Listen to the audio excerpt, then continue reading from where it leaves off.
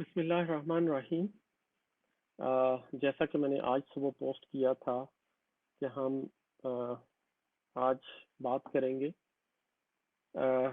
دوسرے خلیفہ مسلمین حضرت عمر رضی اللہ عنہ کے بارے میں۔ 2 weeks ago صبر پہ بات کی تھی مختلف پہلوؤں سے، اور کہ وہ بہت واسٹ ٹاپک ہے، اتنا ایک سٹنگ میں اس کو کور کرنا شاید ممکن نہیں تھا۔ تو آج کے ٹاپک کا باقاعدہ آغاز میں کروں گا، اور اپنے سننے والوں دیکھنے والوں سب کو میری طرف سے نیروبی کے ٹھنڈے موسم سے سلام۔ رب اشرح لی صدری ویسر لی امری واحلل عقدۃ من لسانی یفقہوا قولی۔ یا اللہ میرے لیے آسانی فرمانا۔ یہ جو ایک کاوش میں نے کچھ عرصہ پہلے شروع کی، جس کا صرف اور صرف میرا مقصد یہ ہے کہ میں دین کو سیکھوں اور زیادہ سے زیادہ لوگوں تک پہنچاؤں۔ جیسے کہ آج کا عنوان ہے حضرت عمر رضی اللہ عنہ کا دور خلافت، اور ان کی دور خلافت پر جانے سے پہلے میں تھوڑا سا ذکر کرنا چاہوں گا حضرت عمر بن خطاب کو حضرت عمر فاروق کیوں کہا جاتا ہے۔ آپ لوگوں کو چند لوگوں میں شاید یہ پتا ہو کہ حضرت عمر رضی اللہ عنہ اور ابو الحاکم، جسے عرف عام میں ابو جہل کہا جاتا ہے، یہ دو شخص تھے جو کہ بہت ہی سٹرونگ لڑائی میں، ویسے بھی عرب کے ان قبائل میں قریش کے ویل نون لوگ سمجھے جاتے تھے۔ ان دونوں کے لیے حضرت محمد صلی اللہ علیہ وسلم نے دعا کی کہ کاش ان میں سے ایک مسلمان ہو جائے، اور اللہ تعالیٰ نے آپ صلی اللہ علیہ وسلم کی یہ دعا قبول کی، اور حضرت عمر بن خطاب جو ہے وہ اسلام لے کے آئے۔ ان کے اسلام لانے سے پہلے جیسے کہ آپ لوگوں کو اس واقعے کا علم ہوگا کہ جب وہ تلوار لے کر حضور صلی اللہ علیہ وسلم کی طرف جاتے ہیں کہ آج میں ان کو ختم کر دوں گا، کہ نبی کریم صلی اللہ علیہ وسلم کی وجہ سے فتنہ پھیلتا جا رہا ہے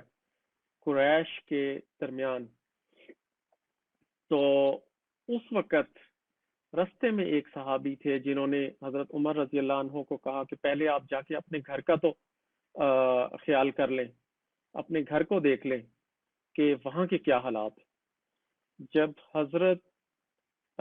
عمر رضی اللہ عنہ اپنے گھر جاتے ہیں اور اپنی بہن کو دیکھتے ہیں،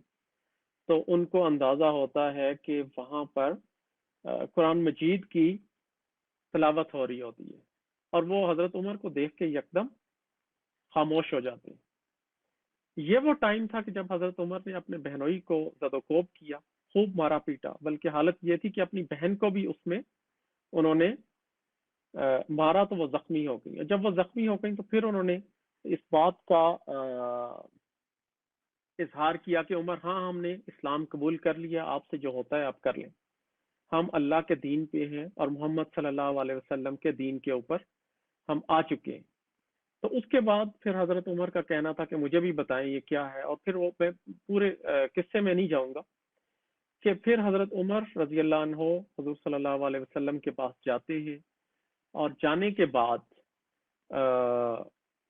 وہاں پر حضرت حمزہ سے ان کا ٹاکرا ہو جاتا ہے۔ حضرت حمزہ کو لگا کہ عمر آ رہے ہیں تو شاید یہ تلوار بھی ان کے پاس ہے، تو ان کا کیا مقصد کیا ہو سکتا ہے۔ لیکن جب ان سے پوچھا گیا تو حضرت عمر نے کہا کہ نہیں، میں اسلام قبول کرنے آیا۔ اچھا، یہاں سے this is the turning point in Islamic history, مطلب جو انٹرسٹنگ پارٹ، میں نے اس لیے یہ تھوڑا سا ذکر کیا اس واقعے کا، کہ یہ وہ موقع تھا کہ جب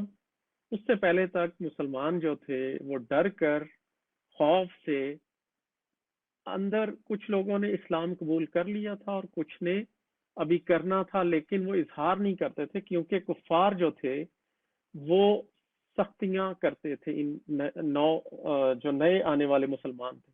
اور یہی وجہ تھی کہ ایون حبشہ کی طرف، جو کہ آج کل ادیس ابابا جسے ہم کہتے ہیں، ایتھوپیا کا کیپٹل، تو اس طرف حضور صلی اللہ علیہ وسلم نے نئے ہونے والے مسلمانوں کو بھیجا تھا. اور یہ بھی آپ کے علم میں ہوگا کہ زیادہ تر لوگ کمزور تھے، غریب تھے، کچھ غلام تھے جو اسلام لے کر آئے. لیکن حضرت عمر رضی اللہ عنہ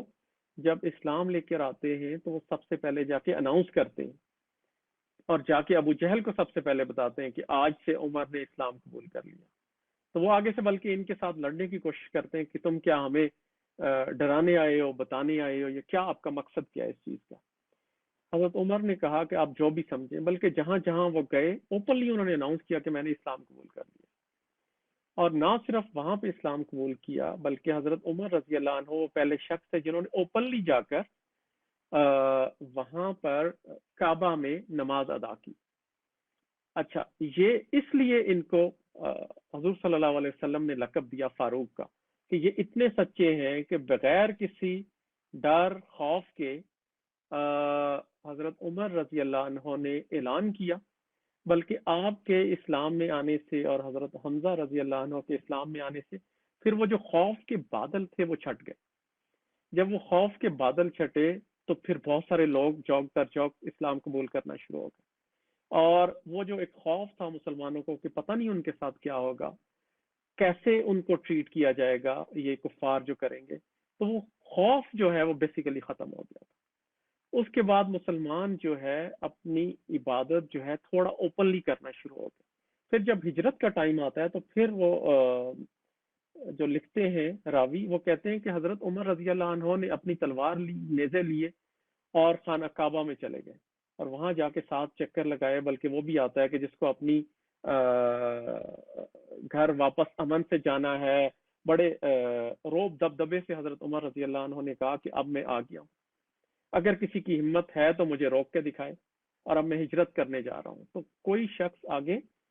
نہیں بڑھا. اب پھر ہجرت کے بعد مدینہ کا ٹائم اور حضرت عمر رضی اللہ عنہ کا حضور صلی اللہ علیہ وسلم کے ساتھ رہنا، اور پھر حضرت محمد صلی اللہ علیہ وسلم کا جب رحلت کا ٹائم آتا ہے اور اس کے بعد جب کچھ لوگوں نے خلیفہ وقت کے چننے کے ٹائم پہ کوشش کی اور کہا کہ جی اب خلیفہ چنا جائے، تو اس ٹائم میں بھی حضرت ابو بکر صدیق رضی اللہ عنہ کا کہنا تھا کہ آپ مجھ سے زیادہ طاقتور ہیں، آپ صحت میں بھی بہتر ہیں. تو حضرت ابو بکر بیسیکلی حضرت عمر رضی اللہ عنہ کو پرپوز کر رہے تھے، لیکن حضرت عمر رضی اللہ عنہ کا کہنا تھا کہ میں اے ابو بکر میں آپ کے ساتھ ہوں،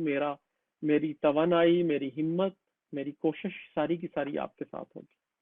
تو حضرت عمر نے بھی پھر حضرت ابو بکر صدیق رضی اللہ عنہ کو انڈورس کیا. پھر آپ کے دور میں 2 بڑے فتنے اٹھے. ایک وہ جو لوگ انکاری ہو گئے زکوٰۃ دینے سے، ان کا کہنا تھا کہ جی یہ زکوٰۃ تو ہم دیتے تھے حضور صلی اللہ علیہ وسلم کی زندگی تک، اور کچھ جھوٹے قسم کے نبوت کے دعوے دار. تو حضرت ابو بکر صدیق الحمدللہ بڑے سختی سے ڈٹے رہے اور انہوں نے بڑا فہم و فراست کا کام کیا، اور حضرت عمر ان کے ساتھ ساتھ تھے اس ساری جد و جہد کے اندر. آگے چل کر جب حضرت ابو بکر صدیق رضی اللہ عنہ کا رحلت کا ٹائم آتا ہے تو وہ صحابہ کرام سے مشورہ کرتے ہیں، اور جب مشورہ کر رہے ہوتے ہیں اگلا خلیفہ چننے کے لیے تو حضرت عمر رضی اللہ عنہ ویسے ہی چلے جاتے ہیں. وہ کہتے ہیں مجھے ان چیزوں سے کوئی انٹرسٹ نہیں ہے. لیکن پھر قرآن انہی کے نام پہ نکلتا ہے. حضرت عمر رضی اللہ عنہ کا خلیفہ بننا یا حضرت ابو بکر صدیق رضی اللہ عنہ کا ان کو چننا، اور وہ جو ساری مشاورت تھی وہ ہوئی. یہ ہے ٹرننگ پوائنٹ اسلام کی جو ایک سلطنت کا جو باغ دوڑ پھیلی، اسلام کی ایکسپینشن ہوئی. یہ وہ دور تھا حضرت عمر رضی اللہ عنہ کا دور. تو سب سے پہلا کام کیا کیونکہ میں نے آج بات کی ہے گورننس کی، کیونکہ ہم دیکھتے ہیں ہر روز ہم سنتے ہیں کبھی ایک کرائسس، کبھی دوسرا کرائسس، کبھی ایک مافیا، کبھی دوسرا مافیا پاکستان میں پھیلتے جا رہے ہیں. تو میں سوچ رہا تھا کہ کیا ایسا کون سا دور حکومت تھا کہ جہاں ایک حکمران نے زندگی کے مختلف پہلوؤں کو اتنے اچھے انداز سے ٹیکل کیا. تو اب آتا ہے وہ میری جو عقل، سمجھ، سوچ اور جو میں نے پڑھا تو آپ کہہ لیں حضرت محمد صلی اللہ علیہ وسلم وہ تو ہمارے نبی ہیں، اس میں تو کوئی دوسری رائے نہیں کہ ان کا دور سب سے بہترین دور تھا۔ اس کے بعد حضرت ابو بکر صدیق رضی اللہ عنہ کا جو دور تھا وہ بھی بہت احسن دور تھا، لیکن جو حکومت کی صحیح باغ دوڑ یا جو صحیح نظام کہہ لیں خلفۂ راشدین کے دور میں جو گزرا وہ حضرت عمر رضی اللہ عنہ کا دور تھا۔